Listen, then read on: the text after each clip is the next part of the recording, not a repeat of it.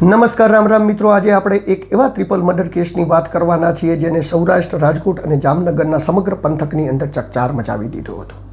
આ ટ્રિપલ કેસની ઘટના જ્યારે ઘટી હતી ત્યારે પોલીસ પણ અસમંજસમાં હતી અને ખૂબ જ દિવસ સુધી પોલીસ આ કેસને સોલ્વ કરવા મથતી રહી, પરંતુ આખરે આ કેસ સોલ્વ કરતાં પોલીસને પણ ફાફા પડી ગયા હતા. તો પોલીસે કેવી રીતે આ સોલ્વ કેસ કર્યો, કેવી હતી ટ્રિપલ મર્ડરની ઘટના અને એક પ્રેમિકા અને તેના બે બાળકોને મોતને ઘાટ ઉતારનાર એ પ્રેમી કોણ હતો, સમગ્ર વાતચીત કરીશું આજના અહેવાલમાં. પરંતુ એ પહેલાં આપ મારી ચેનલમાં નવા આવ્યા તો મારી ચેનલને લાઇક, સબસ્ક્રાઈબ અને ફોલો કરી દો, જેથી હું આપના માટે આવા વિડીયો બનાવતો રહું. તો નમસ્કાર મિત્રો, વાતચીત કરવી છે ખૂબ જ વિગતે. જ્યારે સવારનો સમય હતો અને માળિયા ગામની રોડની અંદર સાધનોની અવરજવર થઈ રહી હતી, એવાની અંદર ત્યાંના ઉપસરપંચ ત્યાંથી પસાર થઈ રહ્યા હતા અને એમને કોથળો મળ્યો અને કોથળાની અંદરથી દુર્ગંધ આવી રહી હતી. દુર્ગંધ જોઈને સરપંચે તાત્કાલિક જ કંટ્રોલ રૂમની અંદર ફોન કર્યો અને કંટ્રોલ રૂમમાંથી સામેથી હેલોનો અવાજ આવ્યો અને સરપંચ બોલ્યા કે અહીંયા એક કોથળો મળ્યો છે અને એમાંથી દુર્ગંધ આવી રહી છે. ત્યારે પોલીસે કહ્યું કે તમે કોથળાથી દૂર રહેજો અને ટચ ન કરતા અમે તાત્કાલિક ત્યાં પહોંચીએ છીએ. પીઆઈ સાહેબ અને એમની ટીમ જ્યારે કોથળા જોડે પહોંચીને કોથળો ખોલીને જોયું તો એમાં કપાવેલા માનવ અંગો હતા. આ જોઈને પોલીસ હચમચી ગઈ. એમને એક ઘડીએ તો એવું લાગ્યું કે સિવિલ હોસ્પિટલની અંદર કદાચ ઓપરેશન માટે વપરાતા અંગો અહીંયા હશે, પરંતુ હાથ પગને આ બધા અંગો જોઈને પોલીસ થરથરી ઉઠીને પોલીસને એવું લાગ્યું કે ક્યાંક મર્ડરની આશંકા છે. હજી તો પોલીસ આ આશંકાનું સેવન કરતી હતી અને ત્યાં જ થોડે દૂર વળીવાર ફોન આવ્યો કે આગળ પણ બીજા બે કોથળા મળી આવ્યા છે અને જેમાં પણ કપાવેલા માનવ અંગો છે. પોલીસે બધા જ માનવ અંગો એકઠા કર્યા અને બધા જ માનવ અંગો એકઠા કર્યા તો માનવ અંગોની સંખ્યા હતી 113. 113 કપાયેલા માનવ અંગો અલગ અલગ પ્રકારના કોથળામાં, અલગ અલગ માનવ અંગો, કયા કોના માનવ અંગો છે, શું છે એ ક્યાંય મળ્યું ન હતું. હજી સુધી પોલીસને ખોપડી મળી ન હતી, એટલે કે જે માથાનો ભાગ હતો એ પોલીસને મળ્યો ન હતો. પોલીસ એની શોધખોળ કરતાં પહેલાં જ પોલીસ કન્ફ્યુઝનમાં જતી રહી કે આવી હત્યા, ટ્રિપલ મર્ડર કેસ અને એ પણ આવી રીતે કપાયેલા અંગો મળ્યા. ત્યાંના તાત્કાલિક એસપી સતીશ વર્મા જ્યારે રાજકોટ એ માળિયામાં આવતું હતું એ સમયની વાતચીત છે આ. એ સમયે એવો તાત્કાલિક એક્શનમાં આવ્યા અને આ કેસને ખૂબ જ સિરિયસલી લઈને પોલીસને એકદમ ચારે તરફથી કામે લગાડી દીધી. જ્યારે પોલીસ કામે લાગી ત્યારે બાતમીદારો જોડે વાતચીત કરતાં ઘણા બધા બાતમીદારોને બોલાવવામાં આવ્યા, બેહાડવામાં આવ્યા અને વાતચીત કરવામાં આવી, પરંતુ કંઈ જ કેસ ઉકેલાતો ન હતો. ત્યારે જ અચાનક એક બાતમીદાર આવે છે ને એવું કહે છે કે મારે પીઆઈ સાહેબ જોડે વાતચીત કરવી છે. ત્યારે પીઆઈ સાહેબ બધા જ કોન્સ્ટેબલ અને હવાલદારોને બહાર મૂકે છે ને એ પીઆઈ સાહેબના કાનમાં એવું કહે છે કે જ્યારે પીઆઈ સાહેબ ઊભા થઈ જાય છે. પીઆઈ સાહેબ ઊભા થઈ જાય છે અને એકદમ ચોંકી જાય છે કે શું વાત છે. એને પીઆઈ સાહેબની કાનની અંદર કહ્યું હતું કે ભવાન સોઢાએ એની પ્રેમિકા અને તેના બે બાળકોની હત્યા કરી દીધી. આ સાંભળીને પીઆઈ સાહેબ સફાળા ઊભા થઈ જાય છે અને કહે છે કે ભવાન સોઢા, કારણ કે ભવાન સોઢા એ ત્યાંનો ભૂતપૂર્વ કોર્પોરેટર હોય છે, ચેરમેન પદ ઉપર પણ રહેલો હોય છે કોર્પોરેશનમાં, ત્યારબાદ રાજકારણી હોય છે, ચરસ ગાંજાનો વ્યસની છે અને એના ઉપર નાના મોટા 5 કેસ થયેલા છે, જેમાં દારૂનો કેસ થયેલો હોય છે, ત્યારબાદ ધાક, ધમકી, ખંડણી વગેરેના કેસ તેના ઉપર થયેલા હોય છે. આ જોઈને એમને શંકા જાય છે કે ભવાન સોઢાને આપણે આ કેસની અંદર પકડીએ તો ઉકેલી શકીએ કે આનું કનેક્શન કઈ જગ્યાએ જાય છે અને શું જાય છે. ભવાન સોઢાની ખૂબ જ શોધખોળ કરવામાં આવે છે. ઘણા ટાઈમ સુધી પોલીસને ભવાન સોઢા મળતો નથી. 19 દિવસ સુધી સતત એની શોધખોળ ચાલે છે, પરંતુ એ પોલીસને મળતો નથી. અને જ્યારે ભવાન સોઢા પોલીસના હાથમાં લાગે છે, એટલે કે પોલીસને એક બાતમી મળે છે અને બાતમીના આધારે પોલીસ જ્યારે એ જગ્યાએ પહોંચે છે ત્યારે એ ખેતરની અંદર ભવાન સોઢા બેઠો ગાંજો પીતો હોય છે અને એ ટાઈમે પોલીસ એને દબોચી લે છે. જ્યારે પોલીસ એને દબોચે છે ત્યારે વાગેલા હોય છે સાંજના 4 વાગે એની ધરપકડ થાય છે, પોલીસ સ્ટેશનમાં અંદર લાવવામાં આવે છે અને જ્યારે એની ઇન્ટ્રોગેશનની અંદર કડક પૂછપરછ કરવામાં આવે છે ત્યારે એ કહે છે કે આવું તો મેં કશું કર્યું નથી, પણ જો કદાચ કોઈએ કર્યું હોય તો અશોક ચપ્પાએ કર્યું છે. અશોક ચપ્પા એ ભવાન સોઢાનો દુશ્મન છે અને ભવાન સોઢાને બંનેની દુશ્મની હોવાના કારણે ભવાન સોઢાએ એનું નામ લીધું હતું.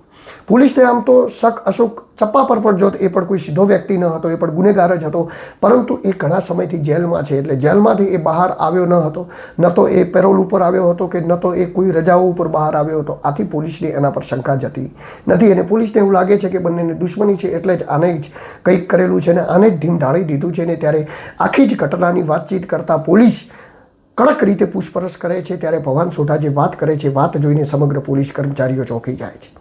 વાતની શરૂઆત ત્યાંથી થાય છે કે ભવાન સોઢાએ રાજકારણી હોય છે, ત્યારબાદ નાના મોટા કેસો તેના ઉપર થયેલા હોય છે, તો તેના કેસ લડતા હોય છે કેપી શુક્લ. કેપી શુક્લ એનો કેસ લડતા હોય છે તો કેપી શુક્લના ઘરે જવર તેની હોય છે.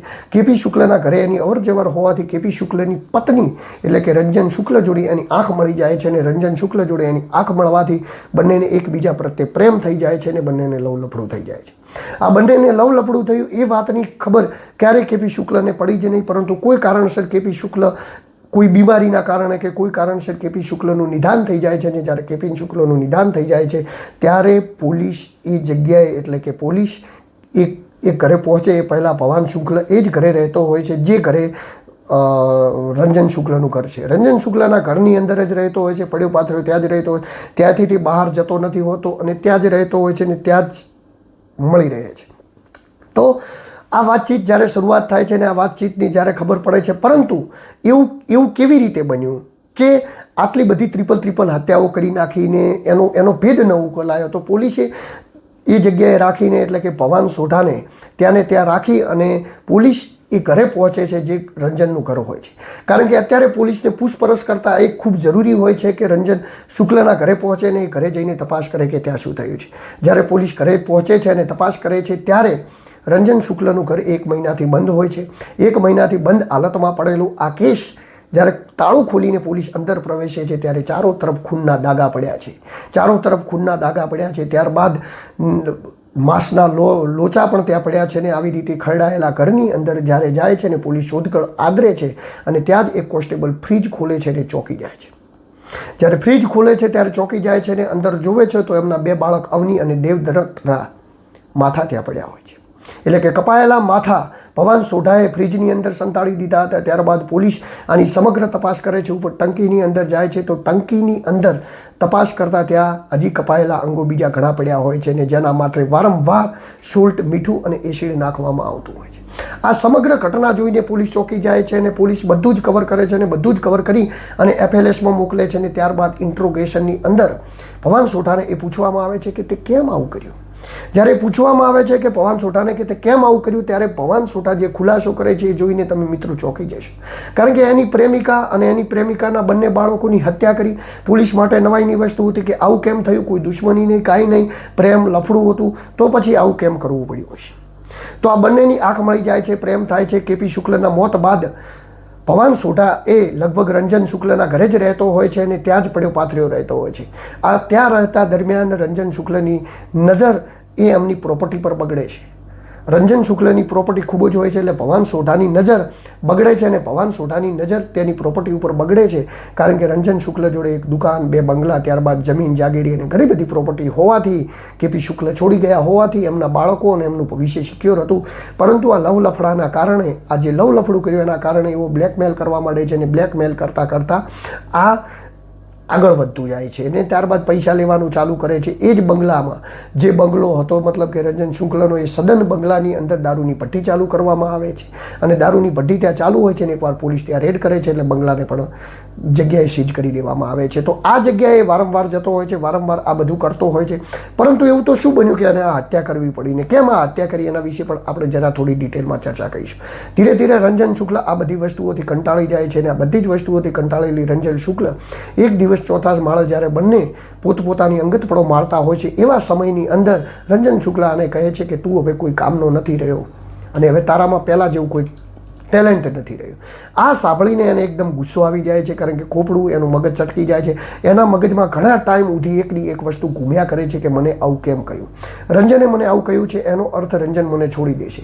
ભવાનની અંદર લગભગ ખૂન સવાર થઈ જાય છે અને સવાર થયેલું ખૂન ભવાન હર હંમેશા પોતાની જોડે એક ચપ્પુ અને એક તલવાર રાખતો હોય છે કારણ કે અશોક ચપ્પા એનો દુશ્મન છે અને એના ઉપર ગમે ત્યારે હુમલો કરી શકાય. આ બીકથી એક તલવાર અને ચપ્પુ રાખતો હોય છે અને જ્યારે રંજન શુક્લ ઊંઘેલી હોય છે ને ત્યારે તલવારનો ઘા રંજન શુક્લના પીઠ પાછળ મારે છે. જ્યારે પીઠ પાછળ રંજન શુક્લનો ઘા પાડે છે ત્યારે રંજન શુક્લ ત્યાંથી બૂમો પાડતી, રાડો પાડતી ત્યાંથી દોડતી નીચે આવે છે.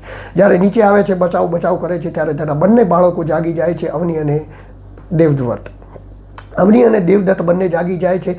અવની એ પગ પકડી રાખે છે ભવાનના અને ત્યારબાદ દેવદત્તે તલવાર બચાવવા જાય છે, પરંતુ પગ પકડેલા અન્વીની તલવાર બચાવતા અવનીના પીઠ પાછળ પણ એક મોટો ઘા પાડી દેવામાં આવે છે ને જેનાથી તાત્કાલિક જ અવનીનું ઢીમ ત્યાં ઢળી જાય છે.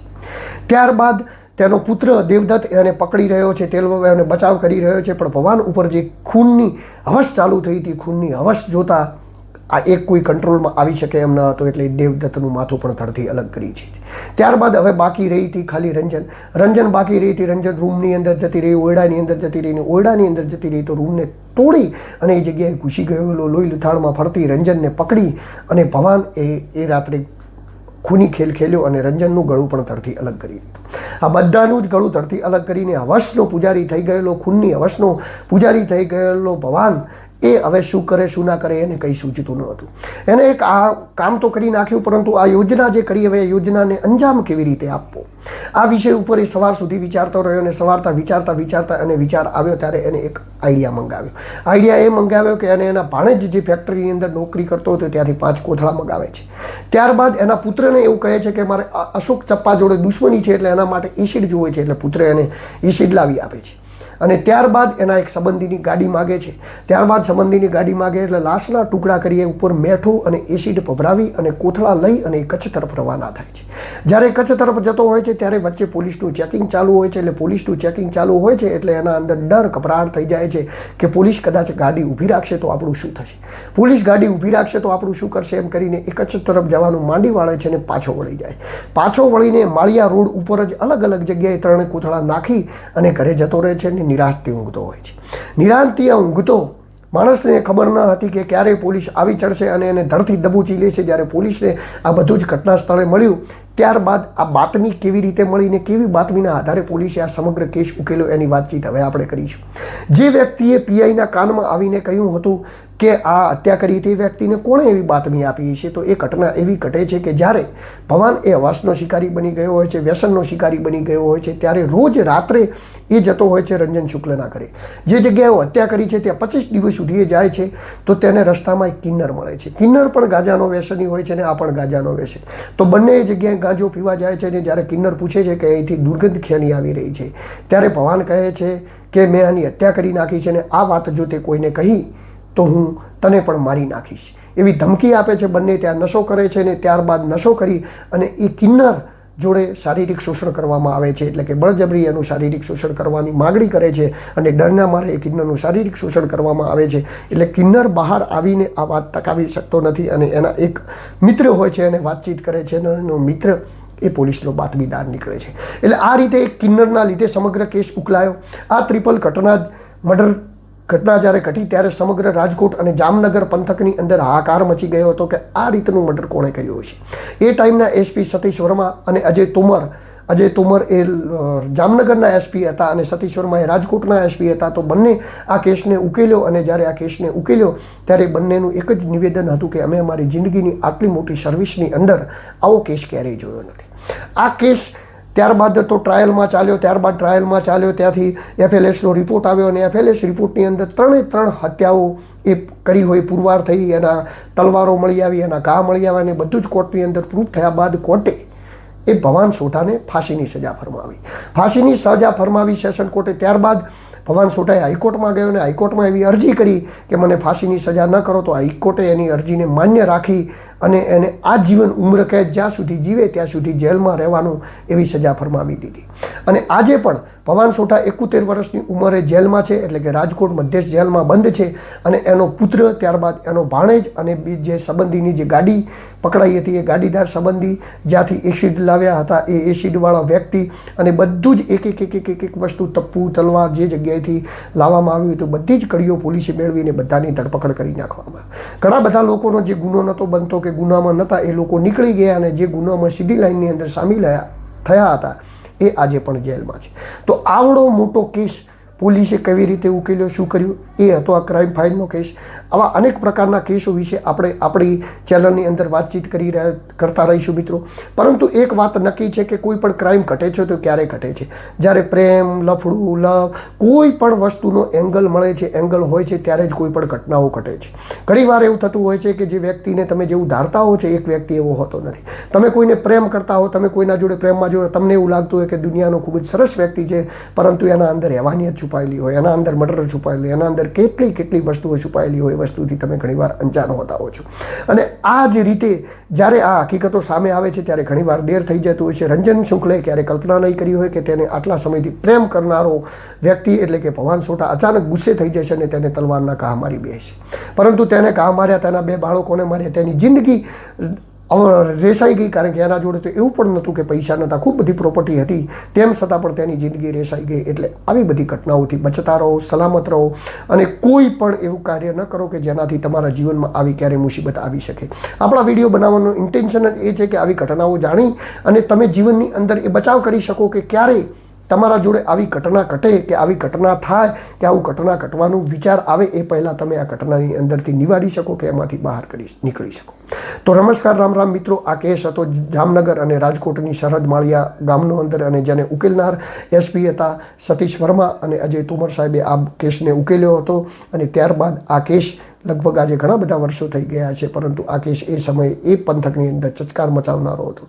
તો નમસ્કાર, રામ રામ મિત્રો. તમને જો આવું ક્રાઇમ ફાઇલની અંદર ગમતું હોય તો હું દિલુ ચૌધરી તમારા માટે આવા નવા વિડીયો બનાવતો રહીશ. નમસ્કાર.